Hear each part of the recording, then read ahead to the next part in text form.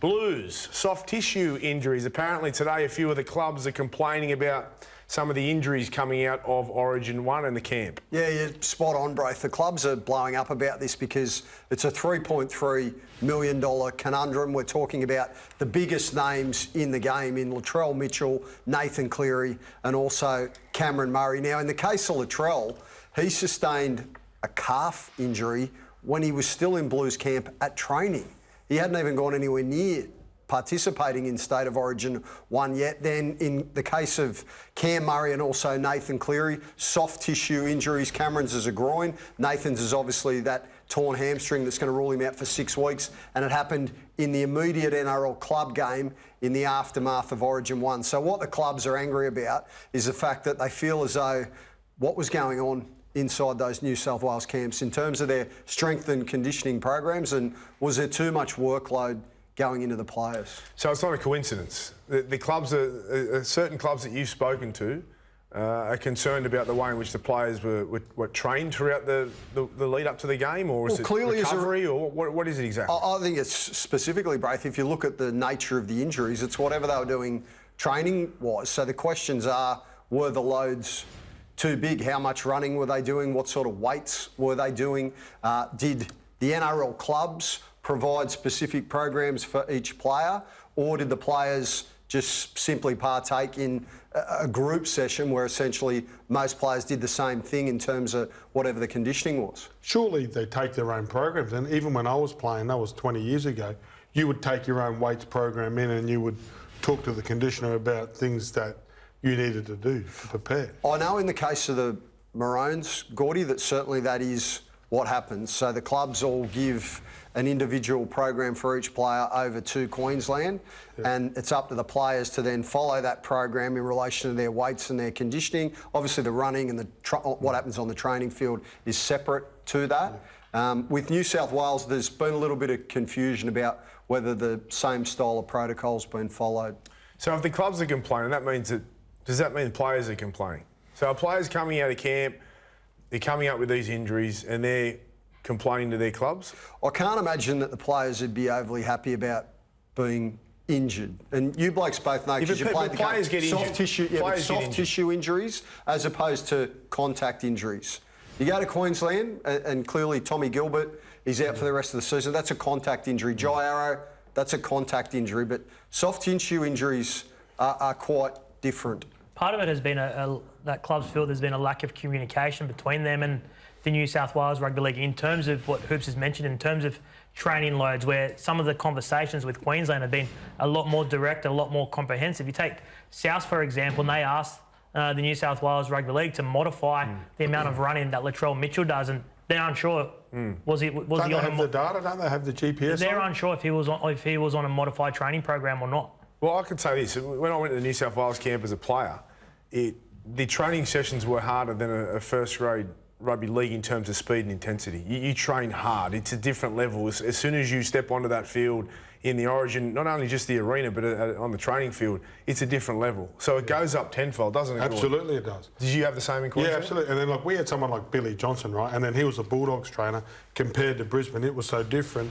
Lucky Wayne was there. So we had to modify our training. This was way back then, and these guys are more professional now. I think your body gets used to doing different exercises. If you don't speak up at the time, I'm not sure it's all the trainer or New South Wales fault. If you're a player, but then again, do you do it when you're wearing a rep jersey? I think the hard thing is too, Gordy, with the New South Wales side in particular, they did have a lot of players going in that had some injuries hanging over their head. With Origin, you've got to train every session. It's hard to leave.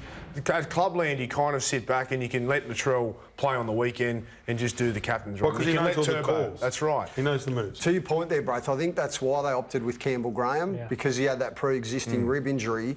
They were very clear, the Blues. Brad Fittler, he wanted his players to rip in. And as you just pointed out, of course, I've watched enough New South Wales, Queensland and Australian training sessions. It's full on. It is next level in terms of what they do on the field and the intensity that everything is done at. But I think it's more the further detail behind the scenes around whatever the weights programs that they were involved in. Were they specifically for individuals, or was it a catch-all where all the players were doing exactly the same thing? That's what the clubs are asking questions about. Former Blues prop Aaron Woods raised concerns about whether the Blues injury woes could be linked to their training schedule. Take a listen. For me, something must be happening in the training with New South Wales, because that's 3 big ones. And then, you know, Tommy's had the problems in the past with his hamstring. I was happy to see him come through unscathed, but they must be doing something with the training loads, because you look at how they've come out. They're all soft tissue. They're not impact injuries. So are they doing something different from club level than when they go into these camps? Are they going back-to-back days? Are they running too much? Well, I'm not involved in the camp. I don't know what they do. But it's just funny how they're all soft tissue. They're not impact injuries. They're all soft tissues, and they're pretty lengthy ones as well. You look at, mate, when has Nathan Cleary got injured? Yeah. Yeah, so this story's picking up some noise and some momentum. What's the difference between the Queensland camp and the New South Wales camp? Do we know? Is there a significant difference in their preparation leading up to that game? Well, all I know is from the people I spoke to today that it's very specific with Queensland. So each club can go and click on a link and it details in great lengths exactly what each player did while they were in Queensland camp. Now, it's similar for New South Wales in terms of the running that they do, but there is a little bit of mystery surrounding the rest of the training in terms of the weights, the conditioning, exactly how all that went down. All right. See how it all pans out now. So much to talk about with the Blues, and we've been umming and ahhing about it for the first few days of this week with Nathan Cleary going down. Now, do they stick with the Panthers combinations? Do we think that's going to happen? Have we heard anything out of the Blues camp that would suggest that may be the case? Well, they're keeping the cards very tight because there's still a weekend of footy to go, Braith, but there's no question there is a big push on to wield the axe. We saw 7 changes leading into game 2 last year. I think that's a good thing to highlight, is that last year we lost game 1, they made 7 changes and they towed up Queensland in Perth. So it wouldn't be the end of the world if they do make changes like a lot of people are suggesting. They've shown in the past if they have made significant change, they can turn it around quickly. So I think they should take a lot of confidence from that. I think the difference is last year when game 1 there was notable guys that were overlooked for selection. This year, is that noticeable player that's been left out? It's a fair call. No, but there's been significant injuries No, of course that opened the door to actually I'm make looking at game big. 1 and you go, who was left out that should have been picked? No, well, there hasn't been so much blow-up or debate about that, Mick, but specifically now with the key position injuries, Nathan Cleary's a big one. Do they go with new halves? There's a big push on for Adam Reynolds and Katie Walker. I'm not sure they'll go that way. To answer your question about the fact that there has been a very Penrith-centric style to the way that the Blues play, at this point, it still looks as though that will remain in place because Cameron Murray's 50-50 about when he can begin training again as a result of that injury. And Jerome Luai at this point looks as though he'll hold his spot. We had Damien Cook on last night. We asked him what he thought the chances were of Latrell and Murray. He said if it was a grand final this weekend, they play.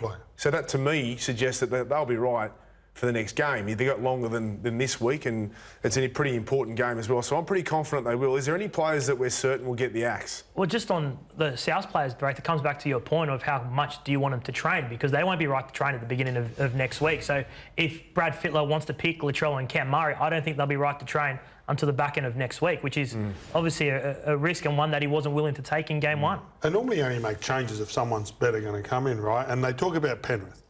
Right, they have won 2 competitions in a row, and they are the best players in their position. You know, like they're not. You know, maybe Luai's the only one that I have a question mark on. He's a package deal, I think, with a halves. But other than that, I think all the other Penrith guys, they do deserve their spot. Yeah, but it's whether they go with the South combination. We have heard a lot, Gordy, about the fact that for whatever reason, and take nothing away from Penrith, they're a champion side, 2-time premiership winners.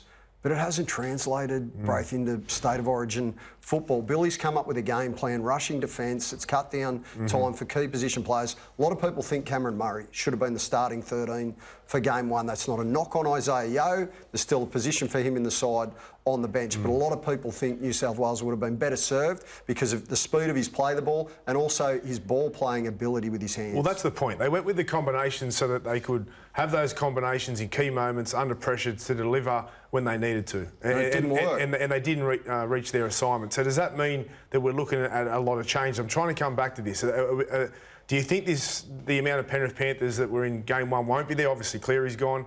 And who do they pick to replace those players if they do? Like I said, there's a big push on to go experience. Adam Reynolds, big game experience, and Cody Walker, both well into their 30s, both not going to be rattled by the occasion of Suncorp Stadium. Whether or not they'll do it or not, I'm not sure they will. If you ask me right here, right now, both I'd say Nicho Hines and Mitchell Moses are in a shootout to wear the number 7, and at this point in time, they probably stick with Luai as the 5'8". Is that right? You think they'll stick with Luai? At this point in time. What do you think, Oh, Nick? I think the same. I think I don't know if you can go a Nicho Hines, Jerome Luai combination, because who's going to direct that side around in the cauldron? I just can't see that working. But Well, Nico can do that. can he do that with the kicking I reckon game? he could. I think they might struggle. I think that combination could struggle against Queensland. Yeah, all right, some big decisions still to be made. We're going around in circles a lot here. Everyone's got their opinions. It's going to be tough for the New South Wales selectors, as we've mentioned. Now, What would you do, Braith? I thought that, yeah, I'd go Nicho Hines and Walker. I agree with Matty Johns, who we had on the show on Monday. They're the most, at the moment, they are the most creative players. And I think that Freddie has said from the start that he's going to roll the dice, he's going to gamble a little bit. Sure, you sacrifice the kicking game of a Reynolds or a Moses, but these two are in form. These two are creating the most opportunities. These two are in the form of their lives, really. Nico, not so much on the weekend, but over the past couple of years, you've got to load your gun and you've got to fire away. It's his last chance, Freddie, here. He knows that. Brandy knows that. This is critical. You've got to take risk. They can't be conservative going up to Suncorp. They've got to go all in. That's what I'd be doing.